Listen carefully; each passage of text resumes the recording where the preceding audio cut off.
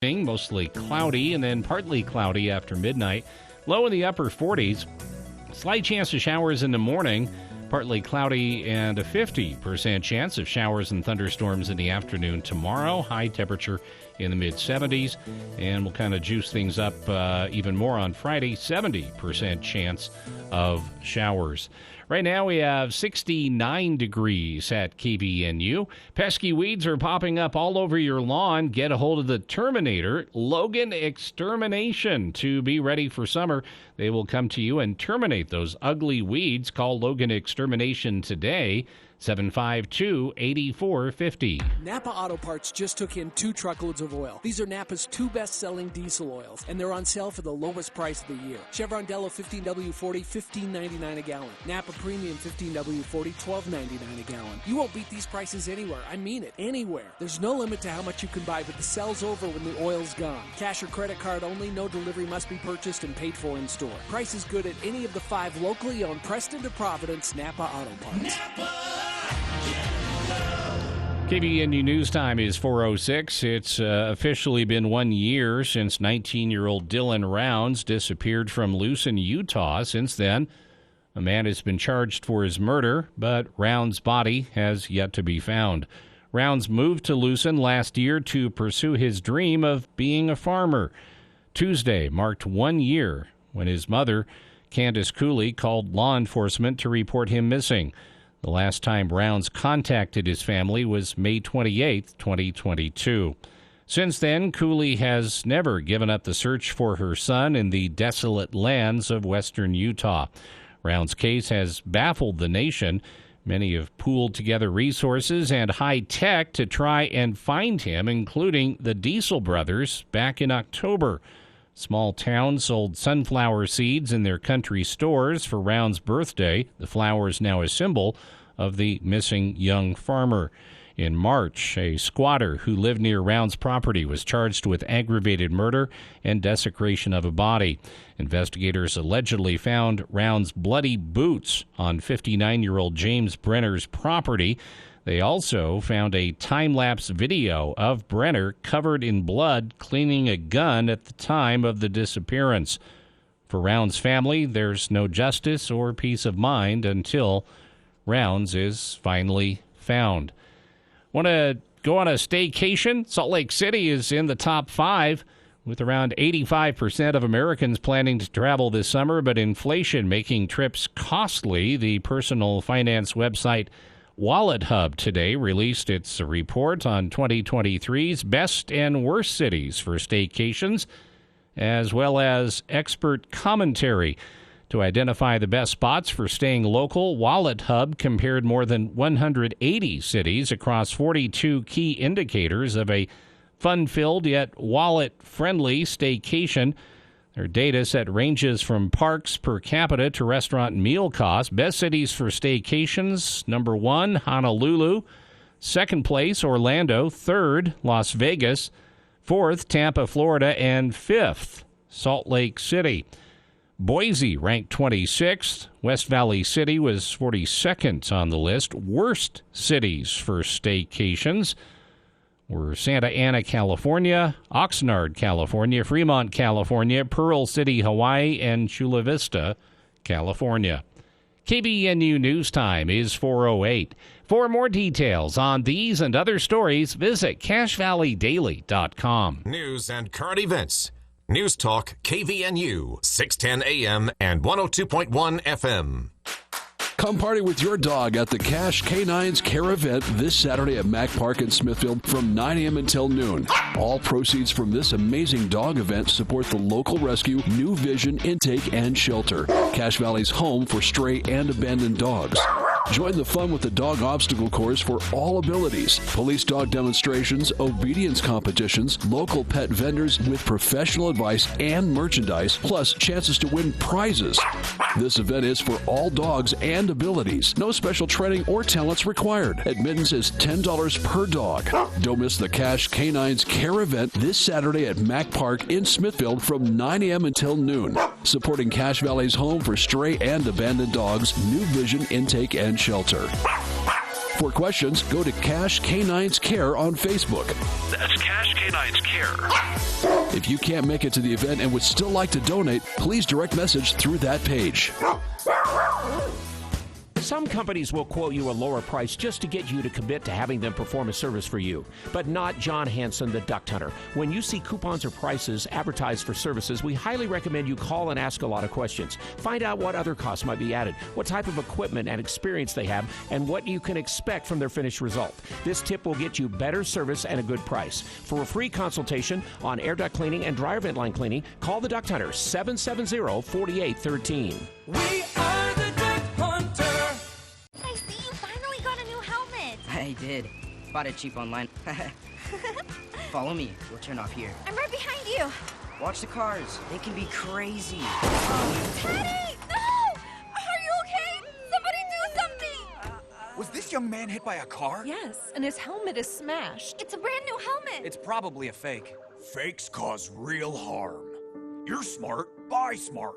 Brought to you by the National Crime Prevention Council and the U.S. Patent and Trademark Office.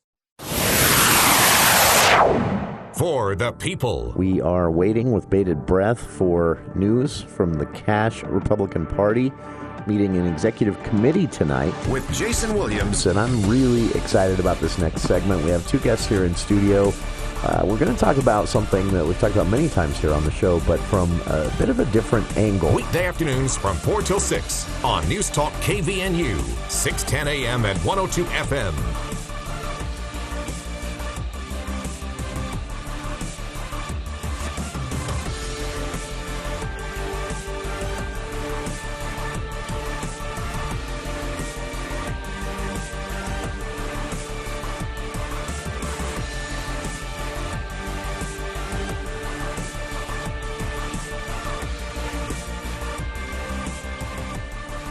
Welcome to KVNU's For the People, Wednesday, May 31st. May come and gone. May has flown by. I don't want to be, Debbie Downer here, but we're inching toward, it seems like it went by way too fast and too much snow throughout the period, but we're inching towards the day when days start getting shorter. Under a month away. But let's not talk about that. What we should talk about, well, a couple of things. Coming up on the show, representatives of the Cache Valley Special Olympics will be joining us. They are hosting a leg of the National Torch Run. The Special Olympics torch will be coming through Cache Valley on Monday, and they have a full event planned. You can buy T-shirts in advance, register for the event, and be a part of the torch run, or you can just go and support and cheer and enjoy some booths, some festivities, and maybe some food as well. So that's coming up later on in the show. We have an official announcement from Utah Congressman Chris Stewart. He made it official this morning. He is leaving Congress. The debate, though, over what happens now is interesting because the legislature, in their imminence, thankfully no Cache Valley lawmakers can be blamed for this. It was the former Speaker of the House, Greg Hughes, and former Senate President Wayne Niederhauser, who picked a fight with Governor Herbert 6 years ago from this month, actually, after Jason Chaffetz resigned his post early, just after being reelected, to go work for Fox News. There was a fight between the legislature and the governor's office. Governor's office said statute allowed them to set the date and the timeline for a special election. And the legislature said, hold up, shouldn't we get to weigh in? The governor's office said, not according to statute. The attorney general weighed in and said, the governor is right. The legislature then said, we'll sue. They didn't. What they did instead is negotiate and talk throughout the fall. And then that following spring, 5 years ago, they passed a law. That law is now throwing some wrenches in the mix. And what it could mean is that the Republican House majority, which has, just a handful of seats as a majority, they might be losing one. Something that House Speaker Kevin McCarthy has tried everything within his power to avoid, including, during his election as House Speaker, but also in budget and bill negotiations, where having that majority is key. He can't spare a single one, considering 400 plus members of Congress. There are going to be a few defectors even from his own party, even on top of the line bills. So he may be short a seat until 2024. Thanks to the legislature passing this law 5 years ago to give themselves more power. Unforeseen circumstances may actually delay a special election for a year. We'll talk about why that's the case and what could be done about it to make this happen on a faster timeline, i.e. this summer. So that's coming up later on the show as well. I want to highlight this to start off here today. If you are a fan of Crystal Hot Springs, some good news. CashValleyDaily.com report here by our own Rod Bohm with some great photography as well. Crystal Hot Springs over in Honeyville is adding a $3 million expansion to give patrons more option when they visit the resort. They closed their campground area during the COVID-19 pandemic, and it remains closed today, which is leading to a lot of questions. What's the plan? Is this are they ever going to open them again? And well, Rod reached out and got the answer. Crystal Hot Springs, just about 11 miles north of Brigham City, if you're not familiar where it is there on Highway 38 through Honeyville.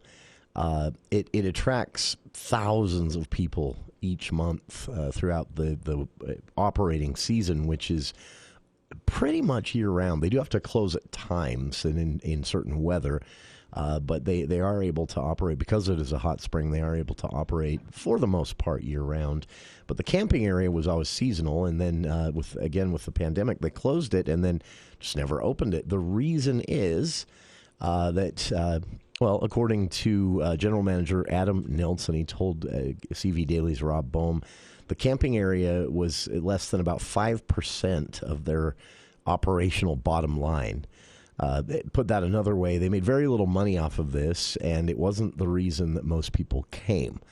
I've never camped there myself. I've driven through those camping areas, and I always thought it was kind of a nice spot. I know a lot of folks who did like to go camp out there, especially from the retired community, that would like to, park a trailer out there for a week or so even and be close to those hot springs. But it sounds like Crystal Hot Springs is going to be moving away from, if not entirely to a large extent, offering a camping area, at least for the time being. That might be a future expansion. What they're doing instead is in roughly that same area, they are building another pool, and this pool is going to have these arms to offer. My guess here is the end result is they hope to have these areas in this new pool area that could be reserved for private groups, to offer some privacy in each wing, as he called them, or arm, rather, Nelson calls them, of this pool, and then a water feature in the center that would kind of obscure the view of the other arms. So it would give groups some privacy. You could have kind of more of a private group event with your own little pool, roughly, all part of the same pool, but with some, features that allow for more privacy. Nelson said they're planning on doing more pools when they can. This is the first step in a big expansion.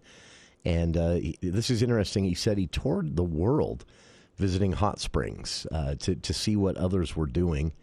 And said he came away with two things. One, feeling that, obviously as general manager, he's going to say this, but he said, I felt like the Crystal Hot Springs was actually the best I've seen in its current state, but there were a lot of things that we could implement that would offer more options to patrons. So it's a very cool place. They did raise their prices recently, and they thought, Nelson said, that might reduce the number of people. They were worried about that. And it didn't. So the need for more pools to accommodate people who want to use the hot springs is an operational issue, not just an aspirational issue, he said. So the 3 hot tubs and soaker pool that they currently have will be closed for renovation starting July 17th, and then will reopen August 24th. And then they will begin adding these pools. So there's going to be some construction out there and some digging and things like that throughout the summer season. Nelson said that everyone is on board, employees and the community that they've spoken with, and excited about the idea. He said, I have to put the brakes on what we would like to do overall fully, not because these aren't good ideas, but because we don't currently have the resources to do a full expansion right now. So, again, Nelson saying that Crystal Hot Springs is planning a lot over the coming years, but this pool with some privacy arms for private groups to have at least be a little bit cut off from the rest of the crowd, that's going to be the first project. So. Rod Bowman includes in the story some interesting facts about Crystal Hot Springs. The water comes from about 8,000 feet below the surface of the earth, and the water that you soak in when you're out there, it's believed to be about 22,000 years old. That's how long it's been down there and slowly made its way up. And the water temperatures range from 120 to 134 degrees Fahrenheit. One thing, people may already know this. It was news to me. I learned this just a few years ago. But they actually have to cool one of the pools to keep it at a comfy temperature, so it's not a little bit too much. So people aren't getting boiled. Yeah, because it comes out that warm.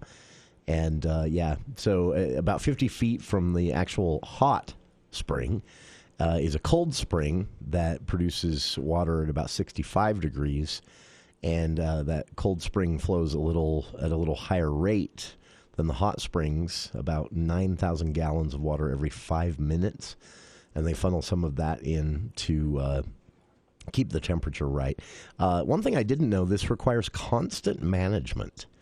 This isn't something where they can kind of set a couple of dials and then, leave it alone. They actually have to go out and take the temperature of the pool on a regular basis throughout each operating day. And as far as the sustainability of this, both of these springs, according to Nelson, produce enough water to drain and fill the pools during the night, so it keeps the pools clean.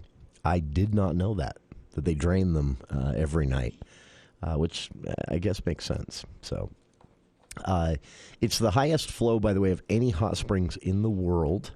There is no other higher flowing hot spring. As far as its lifespan, that is a big unknown, but considering how old some of this water is, it stands to reason that it's being replenished just fine, and that there won't be a time when they have to move or shut down the operation because the hot part of the spring dries up. So interesting, too, they were not affected by the drought. The water flow didn't decrease during the drought, which, there are some springs that were affected by this, larger springs, but usually not the hot ones. And some great pictures in the story from Rod as well. Check it out. I've linked to the CacheValleyDaily.com story on our Facebook page. Also, a little bit of a history behind the hot springs that is on display out there in the general entrance area of Crystal Hot Springs. A photographic history. Large photos hanging on the wall out there in the changing room and in the entryway as well, that showing some of the history of the springs going back to the Fremont Native Americans and the Northwestern Band of the Shoshone tribe as well used the hot springs before they were, of course, improved and turned into a private facility. Once a year, the Northwestern Band of the Shoshone Nation would return to the springs to spend their time together, tell stories, things like that, kind of a little trading hub as well. And as the railroad was being built, Chinese railroad workers also came to soak in the Crystal Hot Springs, which at the time were just big cedar tubs. The hot springs themselves, they weren't in-ground pools. They were just big cedar tubs that sat on top of the ground. So it's humble beginnings. That's right. Also, Crystal Hot Springs' busiest time of the year, the winter.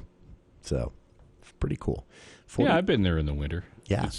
Makes sense, because the contrast, the cold air. Oh, yeah. And the nice, hot water. That's right. And normally when you hear the word pool and shutting down for renovation and construction during the summer, you think, what? But, yeah, the busiest time for Crystal Hot Springs is actually far off in the fall, and so they'll be working on this through the summer. Again, full story at CacheValleyDaily.com. $3 million expansion at Crystal Hot Springs, and some nice quotes from the general manager on where this is all headed. Big plans out there over the next several years. And great photos as well by Rod in the CashValleyDay.com story. I've linked to it on our Facebook page, and we'll be back right after this. It doesn't get better than summer camping in Utah, and it doesn't get any bigger than the Utah Summer RV Palooza, presented by Bish's RV. We're bringing the biggest RV show in the region to Layton, June 8th through the 10th, for 3 days only. The Layton Hills Mall is where you'll find a massive selection of top RV brands like Go Play, Ember RV, Forest River, Northwood, and a whole lot more. Get up to 20% below cost on select new 2022 RVs, and get 90 days no payments on approved credit for all play and no pay till September OAC. Summer RV Palooza is where you'll find a brand new 26 BH travel trailer. It's high quality at an undeniable value at a sale price of only $19,995. The selection is huge, and so are the trade-in offers. Get max value for your current RV when you trade in at the show. Shop the Summer RV Palooza now at Bishes.com/Utah RV Palooza. 3 days only, June 8th through the 10th at the Layton Hills Mall. Sponsored by Bishes RV. Hello, this is Deputy Solanoa from the Cache County Sheriff's Office inviting you to join us for the annual Special Olympics Torch Run, Monday, June 5th from 6:30 to 7:30 at Merlin Olsen Park. Come run with local first responders, Special Olympic athletes, and more. To participate, just purchase a Torch Run t-shirt. The link and more information can be found on Facebook by searching Cache County Special Olympics Torch Run. There will be a pizza party immediately after. Plan to join us Monday, June 5th from 6:30 to 7:30 at Merlin Olsen Park for the annual Special Olympics Torch Run.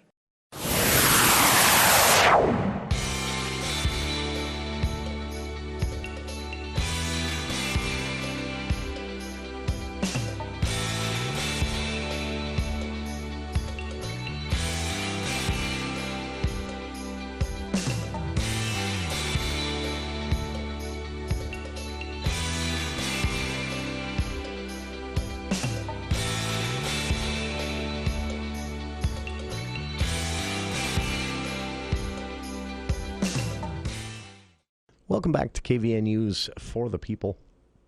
This is news that parents out there might want to keep an eye on, but story today in the news cycle about the whooping cough. This is KUTV reporting today, and the Bear River Health Department has some information on this as well. We've got a few little things going around you may have heard in our news breaks as well. So it's made statewide news is what I'm getting at here. But the whooping cough, also known as, its technical name pertussis, is a respiratory infection that can actually be pretty serious for those who already have, damaged lungs or existing conditions. It can also be it can lead to pneumonia, even in younger people, left untreated. And the Bear River Health Department is urging residents in Cache Valley to be aware of the signs of whooping cough, as an outbreak of the highly contagious respiratory infection has been discovered in the south end of the valley, which is where the last outbreak happened as well. So, again, it poses a particular risk to infants and individuals with pre-existing health conditions. And here are some of the signs. During the initial days and weeks of the infection, individuals will experience, this is what makes it tough, things that, all these airborne pollens. I think ragweed is just about to hit its stride here soon in the next few weeks. The pine pollen and grass pollens are already out there stuffing up my nose, but those are some of the early symptoms. Runny nose, stuffy nose, mild cough, a low-grade fever, other respiratory issues, funny feelings in your lungs, a cough when you take a deep breath, things like that. As the infection progresses, symptoms become more intense. Long coughing fits, so long they can lead to vomiting. Extreme fatigue, which is also a tough one because hay fever and allergies in general will cause that this time of year.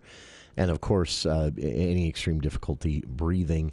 It's very hard on your system, to put it mildly, your heart, your lungs, everything. There is a vaccination. Vaccination against whooping cough is widely practiced in the United States. But as an outbreak would imply, not everyone gets it. The local health department, Bear River Health Department, is advising residents to be aware of these symptoms. And if it gets more serious than what your hay fever usually does, don't delay. Seek medical attention and take necessary precautions to avoid spread. The number of people affected was not released by the Bear River Health Department, but they did say they'd be providing updates on the outbreak. And I think, if I'm remembering correctly, the last whooping cough outbreak was also at the south end of the valley. At Mountain Crest, actually, at the high school, just before school ended. I remember that, yeah. A couple of years ago, or maybe just a year ago. So, but yeah. I can't remember. Something to look out for. Again, Bear River Health Department saying, they what they're trying to do is make sure people know, one, there is a vaccine for this. It's effective. It's been used for decades. If we did more of that, then we wouldn't have these outbreaks. It can be especially dangerous for infants and even adults with pre-existing health conditions. If you've recently had pneumonia, that's another thing to keep a close eye on. It does, with damaged lungs in any way, can even if you're recovering, can lead to higher susceptibility of whooping cough, causing some pretty severe symptoms that could put you back in the hospital quickly. So some things to look out for. Again, the symptoms, Bear River Health Department says runny or stuffy nose, mild cough, low-grade fever, and other respiratory issues in the earliest days and weeks. As the infection progresses, symptoms become more intense. Coughing fits that can be so severe they lead to vomiting, extreme fatigue, just absolutely feeling worthless all day, no energy, and, of course, difficulty breathing. If you'd like to know more about vaccination or about treatment in general, visit the Bear River Health Department website, brhd.org. Just a little public service announcement there from BRHD today. The highly contagious whooping cough spreading through parts of Cache Valley. At a high enough rate, they are calling this an outbreak. Second one in, I think, a 2-year period at the south end of Cache Valley. So what's going on? We'll be back with more of KVNU's For the People after the news with KVNU's Bill Walter.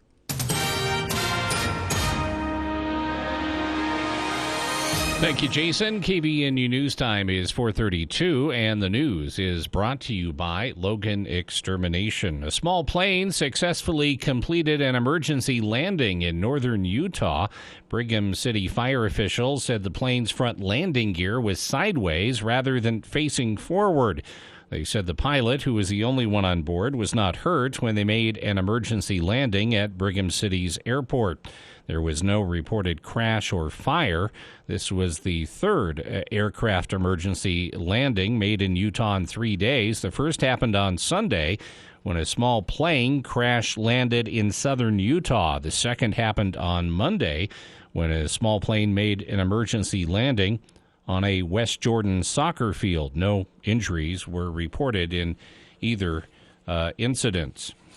And a Delta flight traveling from Salt Lake City to San Antonio was forced to divert back to Salt Lake after passengers reported the smell of smoke in the cabin shortly after takeoff. In response to the situation, the flight crew made the decision to turn the aircraft around and safely land back at Salt Lake City International Airport. According to witnesses on board, shortly after departure, passengers began noticing a distinct smell of smoke within the cabin. No other details were immediately provided. One person was found dead after police responded to a report of a possible drowning at the Jordan River. Salt Lake police said they responded to Jordan River Trail at about 11 o'clock Monday night. First aid was provided by emergency services. However, the victim died at the scene. Detectives reported that they were conducting a standard death investigation and no other details were available. KBNU News Time is 4:34. With summer here, our beautiful lawns face a new threat. It's a threat you can't see because it's happening below the grass level, at the roots. Those nasty bill bugs and grubs are beginning to hatch and they are hungry. Your lawn is a smorgasbord to them and they can't wait to belly up to the table.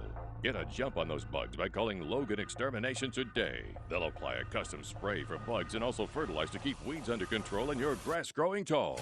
Logan Extermination, 752-8450.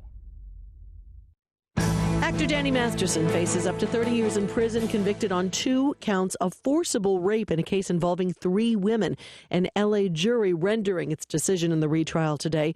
A 3rd count was declared a mistrial.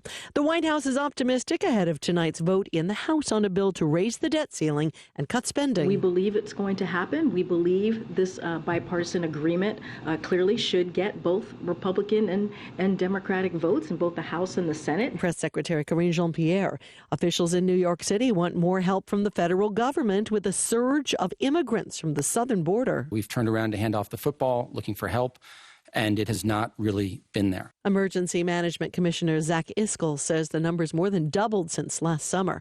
The National Hurricane Center is calling for a near-normal Atlantic hurricane season with 12 to 17 tropical storms, 5 to 9 hurricanes, and up to 4 Category 3 or stronger. Daria Albinger, ABC News. KBNU weather for tonight: cloudy, slight chance of a shower or thunderstorm this evening, then partly cloudy after midnight, low in the upper 40s. Partly cloudy, slight chance of showers Thursday morning, then a 50% chance of showers and storms in the afternoon. Mid-70s for the high. It's been to 77. It's 73 right now at KBNU. KBNU weather brought to you by Napa Auto Parts. 5 locally owned Napa Auto Parts from Preston to Providence. And you can save big on oil. Chevron Delo 15 weight 40, $15.99 a gallon. Napa Premium 15 weight 40, $12.99 a gallon. Price is good at all 5 locations of Napa Auto Parts. For more details on these and other stories, visit CashValleyDaily.com. Let's check Wall Street now with Edward Jones. This is Branch Office Administrator Whitney Heyer bringing you the daily financial market report on behalf of financial advisor Mike Arnold and Edward Jones. Stocks were lower today after a mixed performance yesterday. The Nasdaq outperformed in May, a sign that investor sentiment may be shifting, but the gains are driven by a small number of leaders. Commodities were weaker today for several reasons, including lower than expected demand from China for energy as manufacturing activity disappoints despite a lifting of COVID-era restrictions. Today, the Dow closed down 135 points at 32,908. The Nasdaq closed down 82 points at 12,935. The S&P 500 closed down 26 points at 4,180. And in the bond market, 10-year Treasury yields are trading at 3.63%. The price of crude oil is down $1.54 to $67.92, and the spot price of gold was up $5.50 to $1,982.60. In stocks of local interest, Autoleaf was down 77 cents at 81.50. Chevron was down $2.50 at 150.62. Dominion Energy was up 54 cents at 50.28. Home Depot was down $6.86 at 283.45. Kroger was down 63 cents at 45.33. Lowe's was down $4.57 at 201.13. McDonald's was up 19 cents at 285.11. Microsoft was down $2.47 at 328.74. Nucor was down 95 cents at 132.06. Philip Morris was down 20 cents at 90.01. And Walmart finished up 81 cents at 146.87. This has been today's financial market report brought to you on behalf of Edward Jones, member SIPC, and financial advisor Mike Arnold, serving individual investors with personalized attention and financial advice at 135 North Main, Suite 102 in downtown Logan. If you'd like additional information, please contact our branch office at 753-2915. No matter what the conditions, DD Auto and Salvage can get your vehicle up and off your property. Now is the time to plan to make extra cash by calling DD Auto and Salvage and moving that old vehicle. Let them pay you for that junk vehicle. DD Auto and Salvage makes it so easy to get rid of your junker vehicles, paying you the most money possible. If you have metal, DD Auto and Salvage in Logan wants to pay you today. Call 787 787-1204. That's 787-1204 today. See store for details. My hearing started to go right around the same time my wife started naming off all the upgrades she wanted done on the house. I figured it was selective hearing. To be honest, I was actually pretty upset when it was suggested that I might need hearing aids, but ultimately I knew it was time for a change. At Cache Valley Hearing and Audiology, we can help you regain the confidence that you're hearing life the way it was meant to be heard. Bring back what you've been missing. Bring back Cache Valley Hearing and Audiology. Visit CacheHearing.com for details.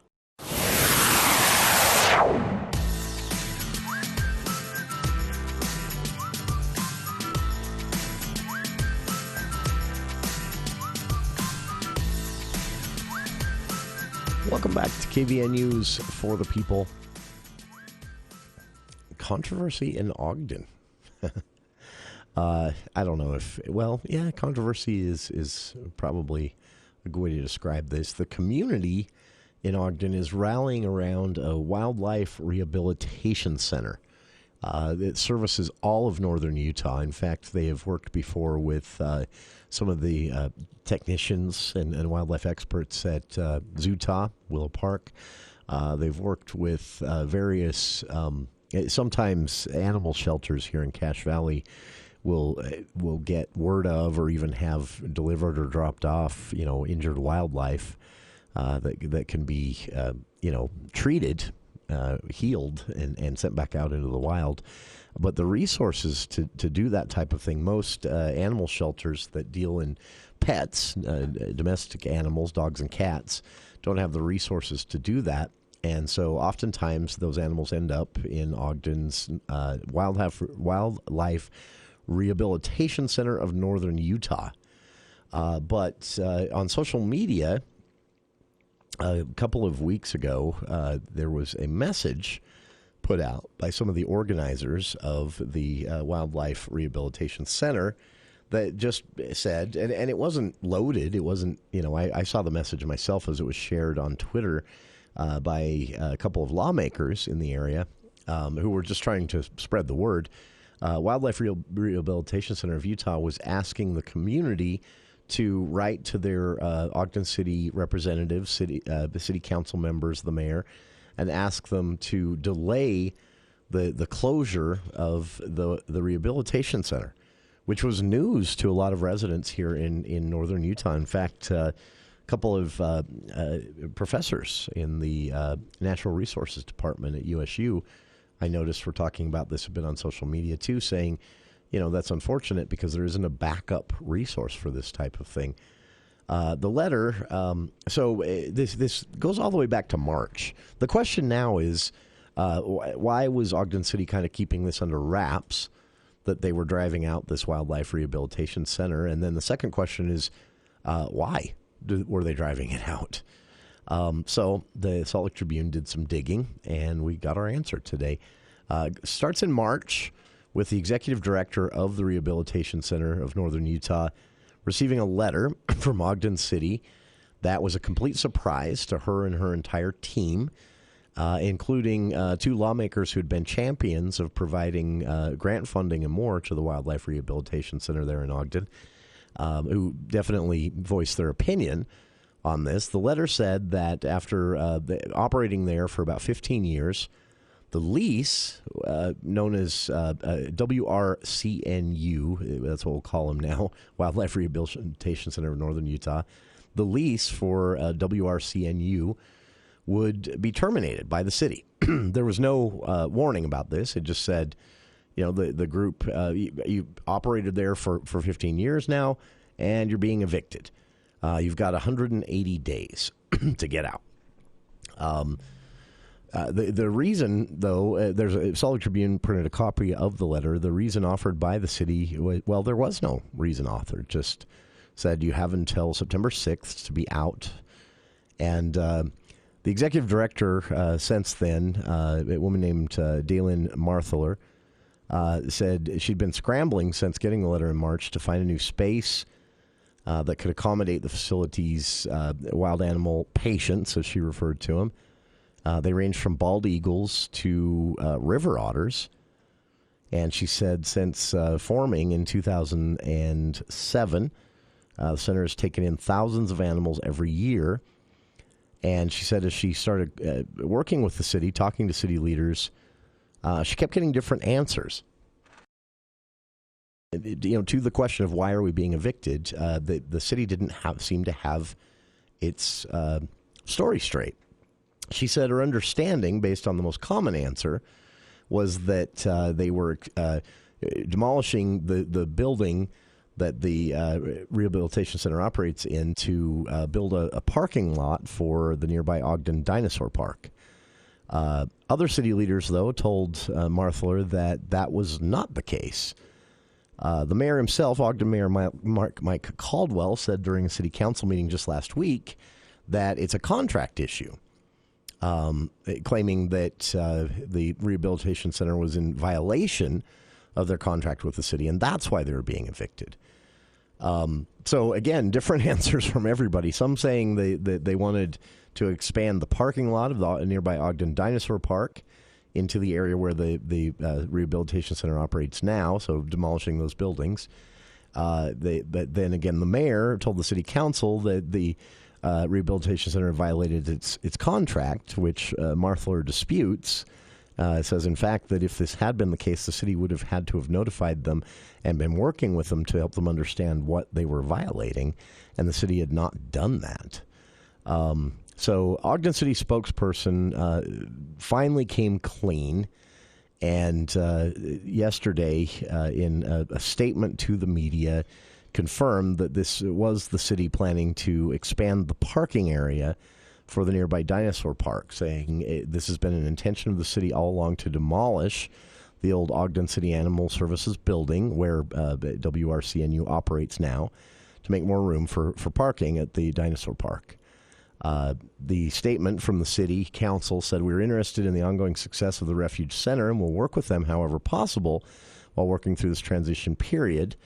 But either way, the Tribune reports in the 2 months since WRCNU was sent the notice of eviction, members of Ogden City Council say they themselves are caught in the middle, hinting that this came from the mayor, and then he used the city to justify it and asked the city council to back him up.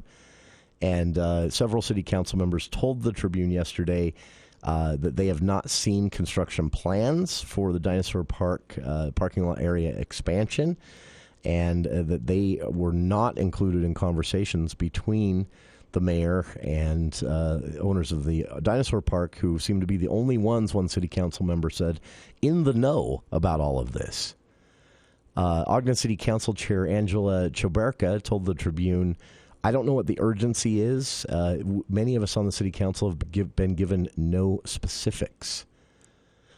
So it sounds like basically the mayor had this plan and thought it would go smoothly and didn't expect resistance, and then got resistance, and then tried to pin it on a city council vote that didn't happen. And now you've got city council members saying, this is all news to us. So WRCNU, again, cares for injured animals that would likely not receive treatment otherwise, wild animals, and their rehabilitation rate, i.e. the number of animals they are able to rehabilitate and release back into the wild, 99%. The others, sadly, if they can't be rehabilitated, Marthler said some have to be euthanized. They're not something that you could keep as pets, badgers, porcupines, and things like that. But some can be kept as pets, and they do look for foster families or some of these long-term care ranches for injured animals that exist in Montana and Wyoming, where they've placed animals that couldn't be re-released into the wild. But again, 99% success rate on rehabilitating these wild animals and re-releasing them, including about 700 different animals just in the last 12 months. Which included 11 bald eagles that had been injured by cars, primarily. So the Ogden City Council has decided to take this up.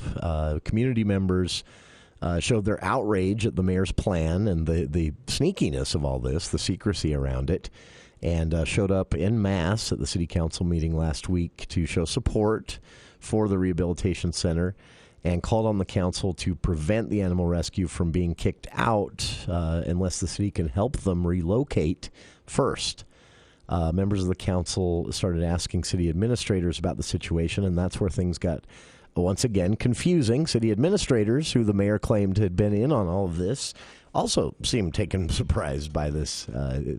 Caldwell, the Ogden mayor, for his part, said the city and the rescue are in negotiations on what will happen. So the brakes being pulled on this. Mayor Caldwell of Ogden said, we're open to extending and are still open to extending this process indefinitely, of course, if possible, to make a transition possible so the shelter doesn't have to outright close, which is very different from the mayor having city administrators send an eviction notice in March with no explanation.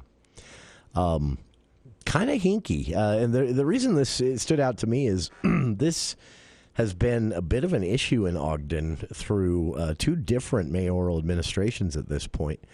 Where, this is pure speculation on my part, but, well, no, it isn't. The first time with the mayor just before Caldwell, it actually did end up being a situation where somebody knew somebody else and called in a favor, and then the mayor just tried to exercise some authority, and when it blew up in his face, turned and tried to blame it on the city council, or at least say the city council had decided it when they hadn't, and this is seems to be a repeat of exactly that in Ogden, so...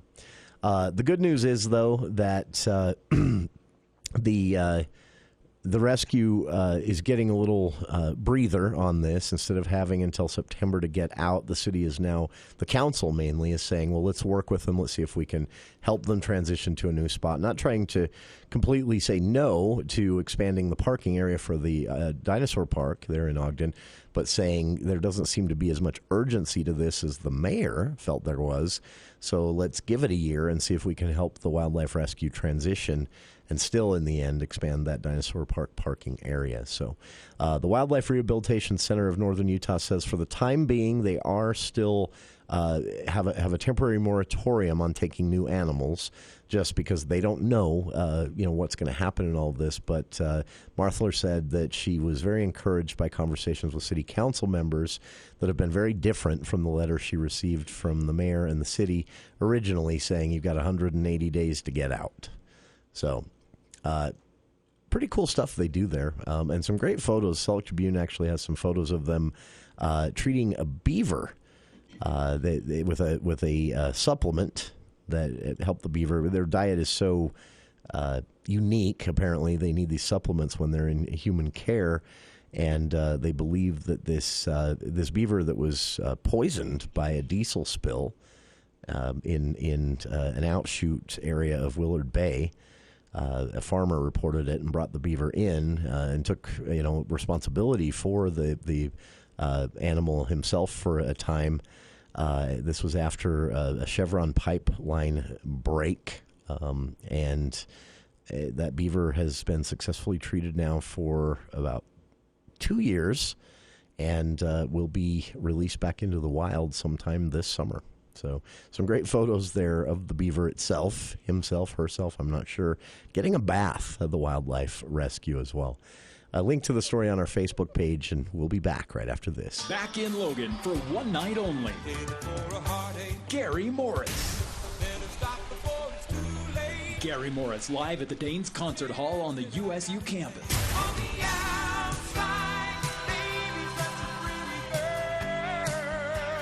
Gary Morris, June 10th with special guest Hearts of Steel. Get your tickets now at the USU ticket office or at Ruby's Restaurant in Logan. Gary Morris, live June 10th at the USU Danes Concert Hall. Hey, John Weiss here. At Heritage Ford in Tremont, we're your hometown dealer with the biggest deals. What does that mean? It means you're going to get the best deal right here at home on every Ford. You'll get hometown service and better pricing than you'll see in any big city. That's why we created the Heritage ePrice experience. Check the price so that you can be sure you're getting the hometown deal. Come in and see your friends at Heritage Ford in Tremont. Get started at heritageeprice.com. Do you see yourself traveling, working part-time, or moving somewhere warmer when you retire? Your Edward Jones financial advisor wants to help make your retirement goals a reality. They can help you figure out where you are today and how to get where you expect to be. Working together, you can plan for what you want and be ready to take on anything unexpected along the way. Call one of the 7 Edward Jones branch locations in Cache Valley or go to edwardjones.com. Edward Jones, member SIPC. The Above and Beyond Salute. Hello, it's Ron. Ron Stott, this is Will Feelright. The reason I'm calling is that we do a special tribute recognizing people in the community, and I got several texts from some of your old students. One of them said that if it hadn't been for you, they wouldn't be where they are now. We just wanted to tell you thank you, and we've got a $40 gift card from Firehouse Subs we want to give you for all of the people that you have touched over the years as a teacher. Well, thank you. I appreciate that. The Above and Beyond Salute on News Talk KVNU.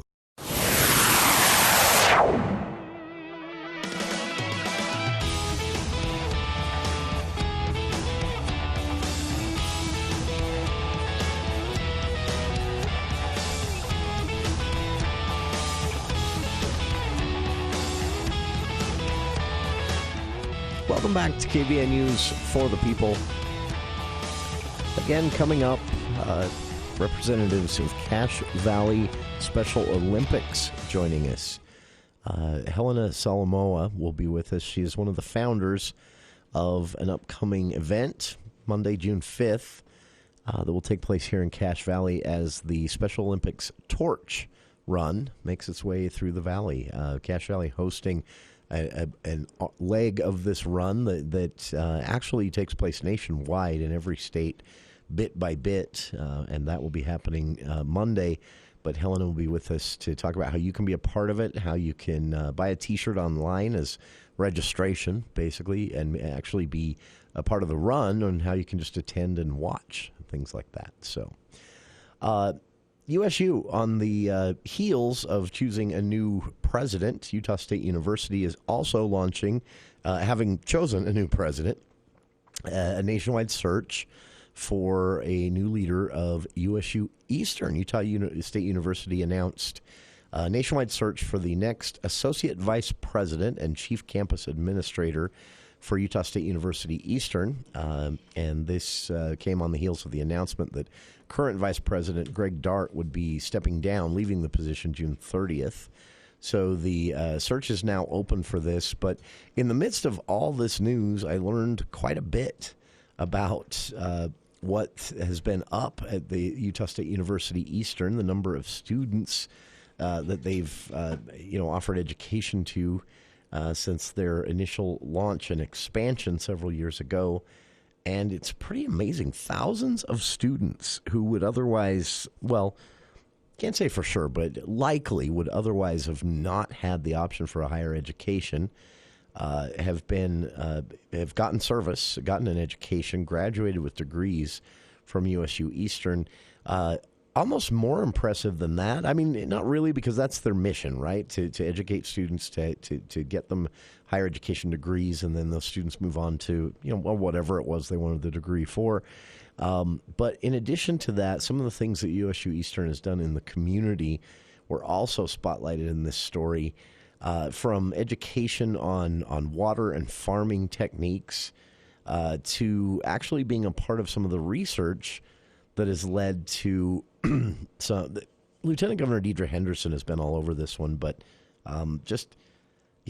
tragic stories left and right of these communities in Utah, in the southeastern portion of the state. The communities that had not had plumbing or running water until like last year, believe it or not. Now, obviously, many of these communities are in extremely remote areas outside of, Blanding and over in San Juan County and places like that. But the lieutenant governor, with the help of the legislature and some funding, working with tribes, working with other states who had to be involved in some of this, they were able to actually change a lot of this, get electricity and plumbing, running water and sewer, to most of these communities over the last couple of years. And hats off to the legislature for putting some money at it. But I did not know this. Much of the research that led to, one, the public awareness of this issue, but also the planning for meeting the challenge, for changing the situation in some of these remote communities. Much of that research, almost all of that research, was done by both students and staff of USU Eastern Campus. So Christian Olson, Senior Associate Vice President for USU Blanding and USU Moab, will chair the search committee for a new vice president, and this will play out over the next month or two. And by the end of the month, they hope to have at least a finalist list announced for this, and the search committee will be hosting a 2-hour public forum to solicit public input on this from the USU Eastern community. That will take place Monday. So for our listeners there on the east side of the state, put that on your calendar. All right. We'll be back in hour 2, speak with